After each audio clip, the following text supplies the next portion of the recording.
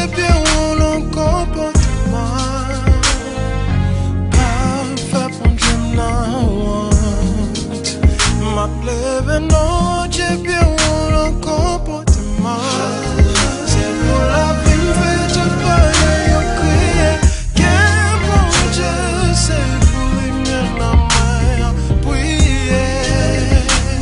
C'est pour les miens, la mer, prier. Bonjour à tous, bienvenue à cette nouvelle édition de l'école dominicale en ligne, l'IDEL. Je me présente, mon nom est le frère Pierre-Josué Chaudry et il me fait vraiment un réel honneur, un honneur privilège de vous accueillir à cette nouvelle édition de l'IDEL. L'IDEL, c'est quoi?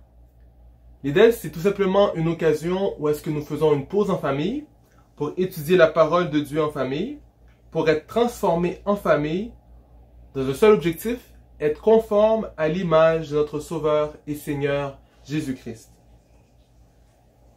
Sans plus tarder, je vais vous inviter à courber vos têtes pour inviter la présence de l'enseignant par excellence pour venir nous enseigner aujourd'hui. Prions ensemble. Céleste Père en Jésus-Christ, encore une fois, nous sommes dans ta présence bénie pour te dire merci. Merci pour ta grâce, ton amour, ta fidélité envers nous, pour cette nouvelle occasion que tu nous donnes de plonger dans ta parole, pour que nous puissions apprendre plus sur toi. Ô Dieu, nous te présentons, Seigneur, ce moment. Sois avec nous. Accompagne-nous, Seigneur. Ne nous laisse pas seuls dans ce cheminement, Seigneur, mais sois avec nous, éclaire nos yeux. Ouvre les yeux de nos cœurs pour que nous puissions apprendre quelque chose de nouveau et faire ce que tu nous demandes de faire dans ta parole. Te prions ici dans le nom précieux de ton Fils Jésus-Christ, par celui qui vit, par celui qui règne au siècle des siècles. Amen. Nous sommes maintenant retournés dans le fascicule que nous étudions cette année, la formation de disciples, le chrétien rempli de l'esprit. Nous sommes maintenant rendus à la leçon 5 de ce petit livre, Témoigner pour Christ. Étiez-vous là? Il y a plusieurs occasions spéciales qui s'est passées au courant des dernières années. On peut penser à la tempête du verglas, on peut penser à la Thierry qui s'est faite au cégep d'Arsen. On peut penser à le COVID qu'on pourra raconter plus tard à nos enfants. Est-ce qu'on était là? Est-ce qu'on peut en témoigner? Est-ce qu'on peut raconter le climat qui régnait dans ce moment-là? Est-ce que on peut parler de notre expérience, des sentiments qu'on vivait pendant ces expériences spéciales? Tout ça, c'est en témoigner. De la même manière, on est aussi appelé à témoigner pour Christ. Est-ce qu'on peut témoigner de l'expérience que nous avons vécue pour Christ? Parce que le christianisme, c'est pas tout simplement une philosophie où est-ce qu'on raconte une manière de voir les choses, mais c'est plus que ça. C'est une expérience que nous invitons les autres à vivre, l'expérience de Christ. Et nous voulons témoigner Christ. Pour ouvrir cette étude, je voudrais utiliser cette citation qui est trouvée dans le livre. Elle se lit comme suit. C'est le Saint-Esprit et non pas nous qui convertit un individu. Nous, les ambassadeurs privilégiés de Jésus-Christ, nous pouvons communiquer un message verbal.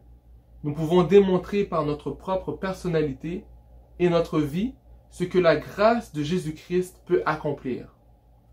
Mais n'ayons jamais la naïveté de croire que nous avons converti une âme et l'avons amenée à Jésus-Christ.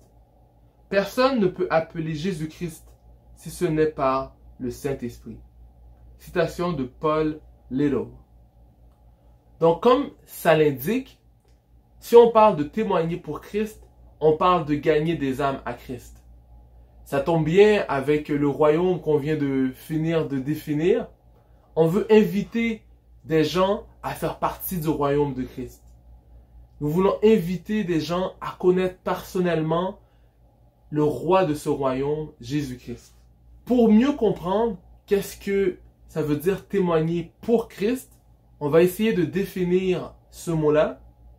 Témoigner selon le Larousse. Donc, témoigner selon le Larousse, c'est faire connaître par ses actes ou ses paroles les sentiments qu'on nourrit à l'égard de quelqu'un, de quelque chose. Par exemple, nous leur avons témoigné de l'intérêt. Deuxième définition, la définition qu'on va mettre un peu plus d'emphase dans notre étude, témoigner, c'est être la marque, la preuve de quelque chose. Son expression témoignait la surprise. Un autre mot que je veux prendre le temps de définir pendant qu'on est à l'introduction de cette leçon, témoigner pour Christ, c'est le mot ambassadeur. Ambassadeur selon le Larousse. Un ambassadeur, c'est un représentant permanent d'un État auprès d'un État étranger, accrédité auprès du chef d'État et dirigeant la mission diplomatique. Deuxièmement, c'est un représentant personnel du chef de l'État pour un temps limité ou une mission donnée dans plusieurs pays. Je veux vous soumettre que nous qui témoignons pour Christ, nous sommes en fait des ambassadeurs, des personnes qui représentent le chef d'État pour un temps limité. On sait tous que notre temps sur terre est très limité et que nous avons une mission qui nous est donnée dans plusieurs pays pour représenter notre État principal, le royaume de Dieu. Le premier sous-point de cette leçon s'intitule « Le défi ». Témoigner pour Christ est un défi que Jésus-Christ nous lance. Marc 5, verset 19 nous dit « Mais Jésus ne lui permit pas. Il lui dit « Va, rentre chez toi, auprès des tiens, et raconte-leur ce que le Seigneur a fait pour toi et quelle compassion il a eue pour toi. » Donc dans ce verset, on nous explique un peu le travail que Jésus nous demande de faire, témoigner pour lui. On va commencer, comme à notre habitude dans une étude d'un texte, de mettre un peu le texte dans son contexte, comprendre le contexte. Donc, dans Marc, je veux vous rappeler ces principes-là quand on fait une réflexion sur un texte. C'est important de comprendre le livre dans lequel il se situe. Donc, cette phrase-là a été trouvée dans le livre de Marc et je veux vous rappeler que le livre de Marc, l'évangile selon Marc, voit Jésus comme un serviteur. Donc, Marc 10, verset 45, est la thématique qu'on avait vue plus tôt dans différentes leçons pour comprendre c'est quoi la thématique du livre de Marc. Car le Fils de l'homme n'est pas venu pour se faire servir, mais pour servir et donner sa vie en rançon pour beaucoup. Donc, dans ce livre-là, il faut comprendre que Jésus est venu au service des autres et il est venu comme un serviteur et tout ça pour être un exemple pour nous. De la même manière que Jésus sert, nous aussi, on a cette mission de service.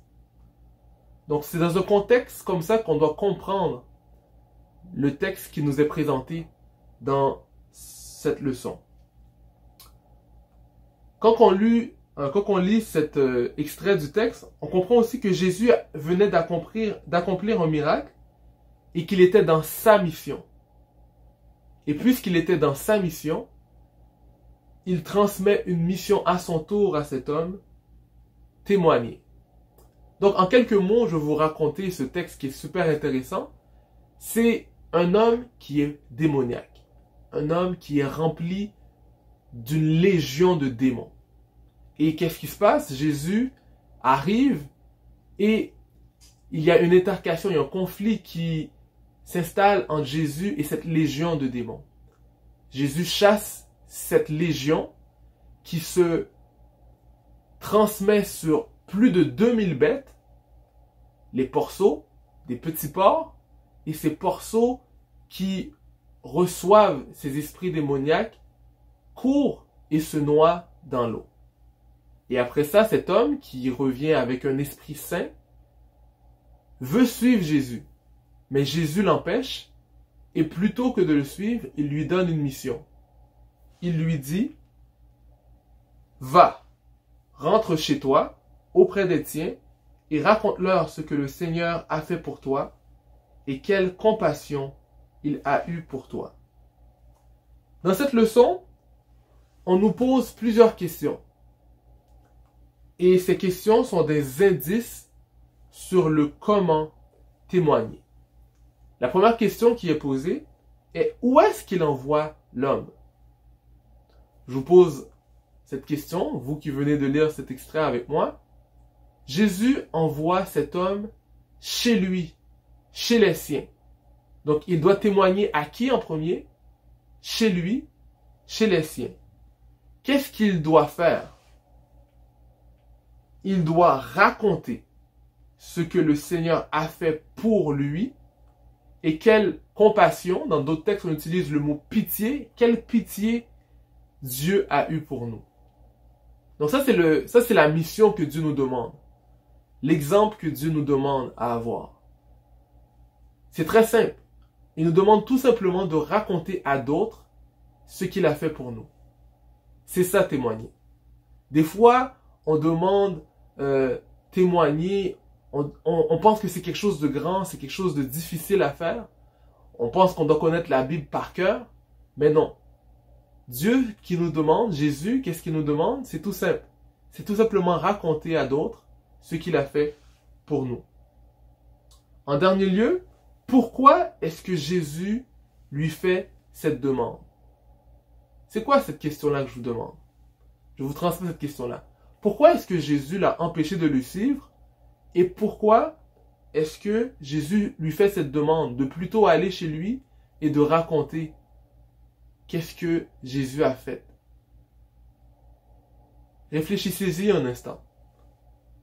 S'il demande tout ça, c'est parce que il va avoir un travail, ça va avoir une œuvre qui va être faite, qui va être plus grande que l'œuvre qui serait faite s'il serait resté avec Jésus.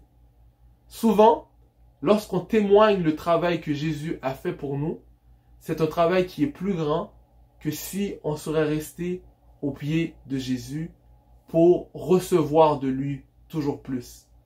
Souvent, quand on reçoit de la part de Jésus, le travail qu'on doit faire, c'est d'aller témoigner et raconter à d'autres le travail qu'il a fait. Et ainsi, la gloire de Dieu va être plus grande, le royaume de Dieu va être annoncé et plus de personnes vont pouvoir rejoindre Jésus-Christ.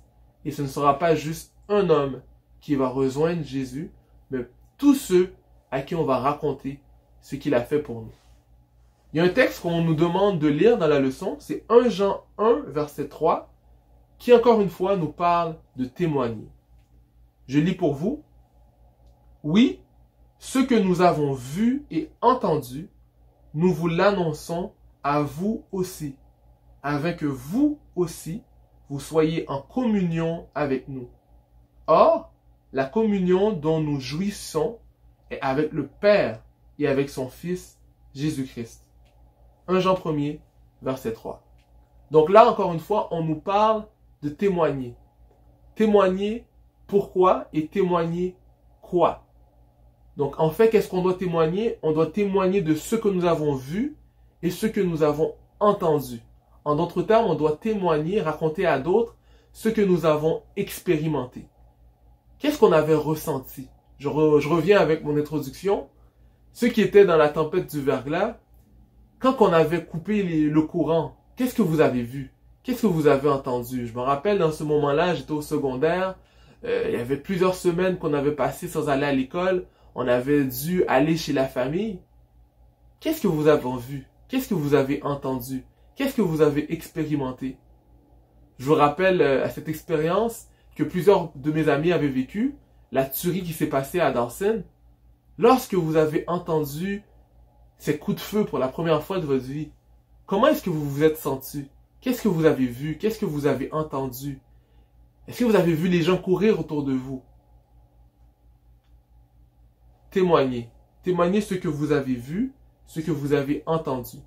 Souvent, ce qu'on a vu, ce qu'on a entendu, ça peut être traumatisant. Pour d'autres, c'est quelque chose de banal. La COVID, pour quelque chose qui est beaucoup plus proche de nous, dans quelques années, on va raconter à d'autres ce que nous avons vu, ce que nous avons entendu, pour ceux qui ne l'avaient pas vécu. Mais, qu'est-ce qu'on va dire? Ça peut être banal, mais ça peut être aussi des choses traumatisantes. Il y a des personnes qui ont vécu des épisodes très durs de dépression. Il y a des personnes qui ont vécu des moments très tendus avec la famille. Mais, il faut tout simplement raconter ce que nous avons vu, ce que nous avons entendu, ce que nous avons expérimenté. Et le but de ce témoignage-là, c'est de raconter notre communion que nous avons maintenant avec Dieu par notre Sauveur Jésus-Christ. Comment est-ce que ça a changé votre vie?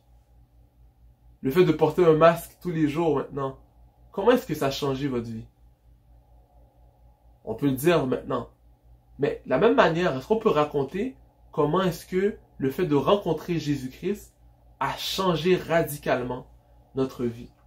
Je vais vous expliquer aussi que le témoignage que nous voulons faire, c'est le ministère de la réconciliation. 2 Corinthiens 5, verset 18 nous dit « Tout cela est l'œuvre de Dieu, qui nous a réconciliés avec lui par Christ et qui nous a confié le ministère de la réconciliation. » De la même manière qu'on a vu dans le texte précédent que Jésus nous a donné une mission de raconter à d'autres ce que nous avons vu et entendu plutôt, nous avons aussi cette mission qui est le ministère de la réconciliation. Lorsqu'on témoigne à d'autres ce que nous avons vu et entendu en Jésus-Christ, nous sommes en train de réconcilier d'autres personnes comme nous, qui étions ennemis de Dieu. Nous voulons les réconcilier à l'amour de Jésus-Christ qui est démontré par Jésus-Christ. Nous voulons les réconcilier à Dieu le Père avec l'amour de Jésus-Christ. La dernière mission qui nous est présentée dans cette leçon-là, dans le premier point de cette leçon, le défi de témoigner, se retrouve dans cette lecture que nous allons faire dans 2 Corinthiens 5, versets 9 à 14. Dans cette lecture que je vais vous faire, je veux vous inciter à réfléchir et à retrouver les raisons qui sont placées pour témoigner. On est appelé à témoigner, mais pour quelles raisons? Faites la lecture avec moi et soulignez avec moi les raisons qui sont placées dans ce texte pour témoigner de Jésus-Christ. 2 Corinthiens 5, versets 9 à 10. Aussi, que nous restions dans ce corps ou que nous le quittions, notre ambition est de plaire au Seigneur, car nous aurons tous à comparaître devant le tribunal de Christ, et chacun recevra ce qui lui convient selon les actes, bons ou mauvais, qu'il aura accomplis par son corps. C'est pourquoi, sachant ce qu'est la crainte du Seigneur, nous cherchons à convaincre les hommes, et Dieu sait parfaitement ce que nous sommes. J'espère d'ailleurs que dans votre conscience, vous le savez, vous aussi. Nous ne nous recommandons pas à nouveau auprès de vous. Nous voulons seulement vous donner de bonnes raisons d'être fiers de nous. Ainsi, vous saurez répondre à ceux qui trouvent des raisons de se vanter dans les apparences et non dans leur cœur. Quant à nous, s'il nous est arrivé de dépasser la mesure, c'est pour Dieu. Si nous montrons de la modération, c'est pour vous. En effet, l'amour de Christ nous étreint, car nous avons acquis la certitude qu'un seul homme est mort pour tous, donc tous sont morts en lui. 2 Corinthiens 5, versets 9 à 14. La question vous a été posée. Dans ce texte-là, avez-vous été en mesure de retrouver des raisons pour témoigner? J'en ai trouvé quelques-uns que je vous soumets, mais je sais que vous en aurez beaucoup plus d'autres. Donc, continuez la réflexion, puis je vais vous inciter à en rechercher plus avec les quelques points que je vais vous soumettre maintenant. Des raisons de témoigner. Premièrement, c'est pour plaire à notre Seigneur. Ensuite, on parle de l'évaluation de notre boss pour notre mission. On aura tous à comparaître devant Dieu, devant le tribunal céleste. Mais il va y avoir des récompenses associées. La couronne est réservée aux croyants qui gagnent des âmes pour Christ. Deuxièmement, on nous parle de développer une sainte fierté. On peut être fier d'accomplir le travail de Christ. Deuxièmement, on parle de développer une conviction, notre conviction. Pouvoir convaincre les autres, il faut d'abord être convaincu pour nous-mêmes. Convaincu pour nous-mêmes, pour amener des autres personnes à Christ et être témoins de ce que Jésus a fait. Et en dernier lieu, 2 Corinthiens 5 nous parle donc de ce ministère de réconciliation. Faire comprendre à tous que l'amour de Dieu nous étreint et cet amour nous ramène à Dieu le Père. Voilà tout ce que nous avions à voir dans ce premier point, dans cette leçon de témoigner pour Christ. Je veux vraiment vous inviter à rentrer dans ce travail, dans ce devoir que Dieu nous demande de faire. Ce chant nous dit dans le 194, chant d'espérance en français, que Jésus te confie une œuvre d'amour, utile et bénie jusqu'à son retour. Cette sainte tâche, veux-tu l'accomplir? Pour lui, sans relâche, sans jamais faiblir. Une citation de El Sani. Témoigner, c'est bien regarder le Seigneur et dire aux autres ce que vous avez vu. Est-ce que vous contemplez Dieu pour raconter à d'autres ce que vous avez vu? Voilà ma question. Voilà tout ce que j'avais pour vous aujourd'hui. Merci de m'avoir écouté. Merci d'avoir pris le temps de recevoir cette mission de Jésus-Christ notre Seigneur. Merci beaucoup. Bon dimanche.